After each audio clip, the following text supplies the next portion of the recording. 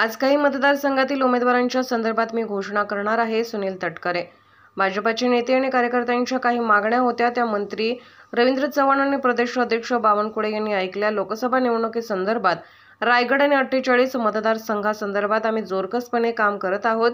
रायगडमध्ये उद्या माझी बैठक होईल आणि एकत्रित आम्ही परवापासून प्रचाराला सुरुवात करणार आहोत. मुख्यमंत्र्यांच्या उपस्थितीत काल बैठक झाली आहे. आता माझी जबाबदारी राहील सर्व घटक पक्षांची एकत्रितपणे बैठक करून निवडणुकीच्या कामाला सुरुवात करायची आहे. सर्वांच्याच पक्षाला उत्तर देण्याची गरज नाही. कनिष्ठ पातळीवर जे निर्णय झालेत त्या संदर्भात घोषणा होतील. आज उद्या एकनाथ शिंदे, फडणवीस आणि अजितदादा आणि माझी एक पुन्हा बैठक होईल. त्यात चित्र स्पष्ट होईल. माझी आणि आढळराव पाटील यांच्या नावाची घोषणा पहिल्या यादीत अजितदादांनी केली होती. आज काही मतदारसंघासंदर्भात मी घोषणा करणार आहे. परभणी संदर्भात देखील काही वेळातच निर्णय होणार आहे.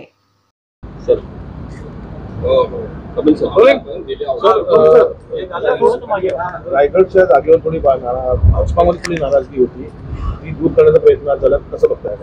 महाराष्ट्र प्रदेश भारतीय जनता पक्षाचे अध्यक्ष चंद्रशेखरजी बावनकुळे, राज्य मंत्रिमंडळातील एक प्रभावी मंत्री आमदार रवींद्रजी चव्हाण यांच्या उपस्थितीमध्ये आमदार प्रशांतजी ठाकूर, आमदार अभिषेक पाटील आणि भारतीय जनता पक्षाचे रायगड रत्नागिरी लोकसभा मतदारसंघातील सर्व प्रमुख नेते मंडळी यांच्या समेत आज त्या ठिकाणी प्रदीर्घ बैठक त्या ठिकाणी झाली.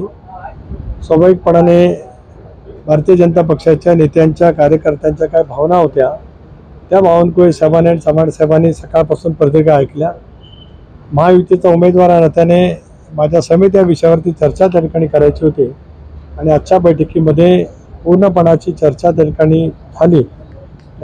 आगामी येणाऱ्या लोकसभेच्या निवडणुकीच्या निमित्ताने पूर्ण क्षमतेने, पूर्ण ताकदीने रायगड लोकसभा मतदारसंघ आणि महाराष्ट्रातील 48 जागांच्या वरती लढण्यासाठी आज आम्ही जोरकसपणे त्या ठिकाणी काम करतो.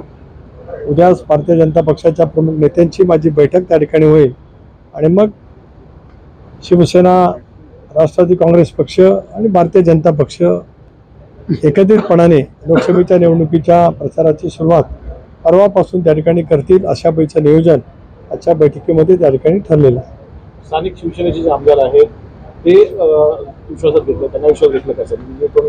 माननीय मुख्यमंत्री महोदयांच्या उपस्थितीमध्ये शिवसेनेचे आमदार भरतशेठ गोगावले, महेंद्र दळवी, महेंद्र थोरवे, योगेशजी कदम यांच्याजवळ यापूर्वी चर्चा झाली होती. त्यांच्याजवळ परवाच बैठक त्या ठिकाणी झाली. त्यामुळे एकत्रितपणाने त्यांच्या स्तरावरती काम होईल. तर माझी जबाबदारी राहील लोकसभा उमेदवार या नात्याने महायुतीचा भारतीय जनता पक्ष, शिवसेना आणि राष्ट्रवादी काँग्रेस पक्ष आणि इतर आमचे सर्व घटक पक्ष या सर्वांचीच एकत्रितपणाने बैठक करून निवडणुकीच्या कामाला, प्रचाराला त्या ठिकाणी आम्हाला सुरुवात करायची आहे. तर काल निलेश लंकेंनी शरद पवार गटात प्रवेश केला. आज रोहित पवार म्हणतात की आता एक ट्रेलर आहे, पिक्चर अभी बाकी आहे.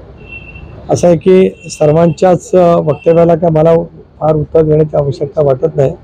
बालिशपणाने उत्तरं जे काही वक्तव्य करत असतात त्याची उत्तरं त्या स्तरावरचे माझे सहकारी त्या ठिकाणी देतील. छगन भुजबळ अजून ठाम आहेत. नाशिकची जागेचा तिढा सुटलेला नाहीये. शिवसेना क्लेम करते आणि छगन भुजबळ मात्र ठाम आहेत, मला जागा. एक बाब आहे की वरिष्ठ पातळीवरती या संदर्भामध्ये चर्चा यापूर्वी झाली, त्याच्यातूनच काही गोष्टी त्या ठिकाणी पुढे गेलेल्या आहेत.